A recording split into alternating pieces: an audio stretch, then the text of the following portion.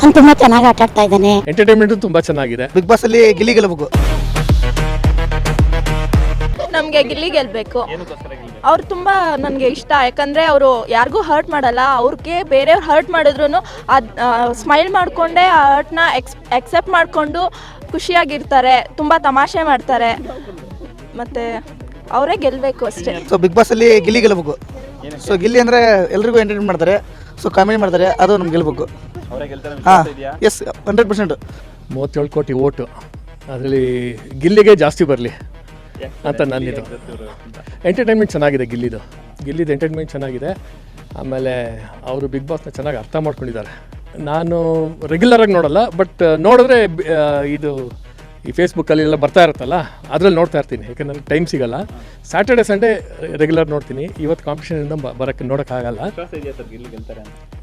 ಗಿಲ್ಲಿ ಗೆಲ್ತಾರೆ ಅಂತ ವಿಶ್ವಾಸ ಇದೆ, ಬಟ್ ಏನಾಗುತ್ತೆ ಅಂತ ಇನ್ನೂ ಗೊತ್ತಿಲ್ಲ. ರಿಸಲ್ಟ್ ಮೇಲೆ ಇದಾಗೋದು. ಬಟ್ ಯಾಕೆಂದರೆ ಎಲ್ಲ ಇದರಲ್ಲೂ ಅವರು ಯಾವುದೂ ಫೈನಲ್ಸಲ್ಲಿ ಗೆದ್ದಿಲ್ಲ, ಬಂದಿದ್ದಾರೆ, ಬಟ್ ಫೈನಲ್ಸಲ್ಲಿ ಇದರಲ್ಲಿ ಗೆಲ್ತಾರೆ ಅಂತ ನನ್ನಿದು. ಚೆನ್ನಾಗಿ ಎಂಟರ್ಟೈನ್ಮೆಂಟು ತುಂಬ ಚೆನ್ನಾಗಿದೆ.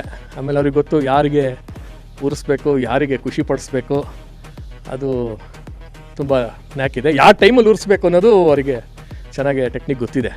ಸರ್ ಗಿಲ್ಲಿ ಗೆಲ್ಲಬೇಕು. ಒಳ್ಳೆ ಎಂಟರ್ಟೈನರು, ಚೆನ್ನಾಗಿ ಆಡ್ತಿದ್ದಾರೆ. ಸ್ವಲ್ಪ ಗೇಮ್ಸ್ ಎಲ್ಲ ಸ್ವಲ್ಪ ಆಡಲಿಲ್ಲ, ಬಟ್ ಆದರೆ ಅವ್ರು ತುಂಬ ಚೆನ್ನಾಗಿ ಎಂಟರ್ಟೈನ್ ಮಾಡ್ತಿದ್ದಾರೆ, ಚೆನ್ನಾಗಿ ಆಡ್ತಿದ್ದಾರೆ. ಈ ಡಿಸರ್ವ್ಸ್ ಇಟ್. ಬೇರೆಯವ್ರಿಗೆ ಕಂಪೇರ್ ಮಾಡಿದ್ರೆ ಅವ್ರು ಸ್ವಲ್ಪ ಡಿಸರ್ವಿಂಗ್ ಇದ್ದಾರೆ, ಗೆಲ್ಲಬೇಕು. ಬಟ್ ಹೊರಗಡೆ ಕಾಣ್ತಿಲ್ಲ, ಬಟ್ ಹೊರಗಡೆ ಎಲ್ಲರೂ ಅವರಿಗೆ ಸಪೋರ್ಟ್ ಮಾಡ್ತಿದ್ದಾರೆ. ಬಟ್ ಬೇರೆಯವ್ರಿಗೆಲ್ಲ ಇದು ಜಾಸ್ತಿ ಇದೆ, ಬಟ್ ಗಿಲ್ಲಿಗೆ ಗೆಲ್ಲಬೇಕು. ಗಿಲ್ಲಿ ಅವರ ದೊಡ್ಡ ಅಭಿಮಾನಿ. ಈ ಸರಿ ಗಿಲ್ಲಿನ ಗೆಲ್ಲೋದು 37 ಕೋಟಿ ಓಟು ಗಿಲ್ಲಿಗೆ ಬಂದಿರೋದು. ಈ ಸರಿ 50 ದಾಟುತ್ತೆ ಅಂದ್ಕೊಂಡಿದ್ದೀವಿ, 50 CR ದಾಟುತ್ತೆ ಅಂದ್ಕೊಂಡಿದ್ದೀವಿ. ಸೊ ನಮ್ಮ ಕರ್ನಾಟಕ ಟೀಮಿಂದ ಇಲ್ಲಿ ಡ್ರ್ಯಾಗನ್ ಬೋಟ್ ಟೀಮ್ ಇದೆ, ಸೊ ಆಮೇಲೆ ಸ್ಲಾಲಮ್ ಟೀಮ್ ಇದೆ.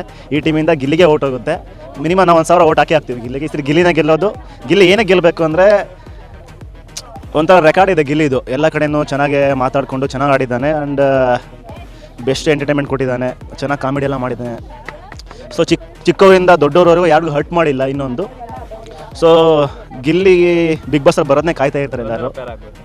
ರನ್ನರ್ ಅಪ್ ರಕ್ಷಿತಾ ಆದರೆ ಒಳ್ಳೆಯದು.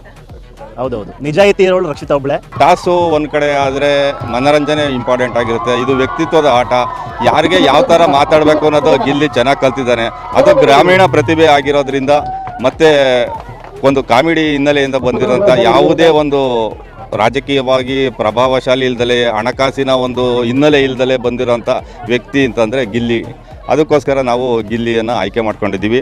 ಗಿಲ್ಲಿಗೋಸ್ಕರ ನಾವು ಆಲ್ರೆಡಿ 99 ಓಟನ್ನು ಹಾಕಿ ಗಿಲ್ಲಿ ಗೆಲ್ಲಬೇಕು ಅಂತ ಅಂದು ನಮ್ಮ ಆಸೆ.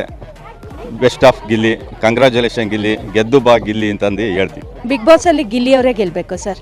ಎಂಟರ್ಟೈನ್ಮೆಂಟ್ ಆಗಲಿ ಏನೇ ಆಗಲಿ, ಟಾಸ್ಕಲ್ಲಿ ಇದ್ರೂ ಎಲ್ಲ ಜನ ಹತ್ರ ಹೊಂದ್ಕೊಂಡು ಹೋಗೋದು ಚೆನ್ನಾಗಿದೆ. ಹಾಗಾಗಿ ಗಿಲ್ಲಿನೇ ಗೆಲ್ಲಬೇಕು. ಗುಣ ಅಂದರೆ ಸರ್ ಎಲ್ಲರಿಗೂ ಮೇಯ್ನಾಗಿ ಬೇಕಾಗಿರೋದು, ಇವಾಗ ಯಾರೇ ಒಬ್ಬರು ರೇಗಿಸಿದ್ರು ನಾವು ಹೊಂದಾಣಿಕೆ ಹೋಗಬೇಕು. ಸಿಟ್ಟು ಮಾಡ್ಕೊಳ್ಳೋದು, ಇದು ಮಾಡೋದು, ಇದು ಟೆಂಪ್ರೇಚರ್ ಏರ್ಸ್ಕೊಳ್ಳೋದು, ಇದರಲ್ಲಿ ಏನಿಲ್ಲ. ಇದರಲ್ಲಿ ಅವ್ನು ರ್ಯಾಗಿಂಗ್ ಚೆನ್ನಾಗಿದೆ ಎಲ್ಲನೂ, ಆದರೆ ಅದು ಸಕಾರಾತ್ಮಕ ಭಾವನೆಯಲ್ಲಿದೆ. ಹಾಗಾಗಿ ಗಿಲ್ಲಿ ಗೆಲ್ಲಬೇಕಂತ ನಾನು. ಎಂಟರ್ಟೈನ್ಮೆಂಟ್ ಕೊಡ್ತಿದ್ದಾನೆ ಎಲ್ಲರಿಗೂ. ಪ್ರತಿದಿನ ನಕ್ಕು ಸಾಕಾಗತ್ತೆ. ತುಂಬ ಚೆನ್ನಾಗಿ ಮಾಡ್ತಾ ಇದ್ದಾನೆ. ಹೌದು, ಗಿಲ್ಲಿನೇ ಗೆಲ್ಲಬೇಕು. ಅವ್ನು ತುಂಬ ಚೆನ್ನಾಗಿ ಆಟ ಆಡ್ತಾ ಇದ್ದಾನೆ. ಕಾಮಿಡಿಯಾಗಿ ಮಾತಾಡಿದ್ರು, ಯಾರಿಗೂ ಚಾಲೆಂಜ್ ಆಗಿ ನೋವು ಆಗ್ತಿದ್ದಂಗೆ ಎಲ್ರಿಗೂ ಮಾತಾಡ್ತಾನೆ. ಅವನೇ ಬರಬೇಕು ಅಂತ ನಮಗೆ. ಇಲ್ಲ, ನಾವು ಡೈಲಿ ನೋಡ್ತೀವಿ. ಬೆಳಗ್ಗೆನೂ ನೋಡ್ತೀವಿ, ಒಂದೊಂದ್ಸಲ ರಾತ್ರಿನೂ ನೋಡ್ತೀವಿ. ಎಲ್ಲ ಗುಣನೂ ಇಷ್ಟನೇ. ಒಂದು ಒಳ್ಳೆ ಪರ್ಫಾರ್ಮೆನ್ಸ್ ಮಾಡ್ತಾ ಇದ್ದಾರಪ್ಪ.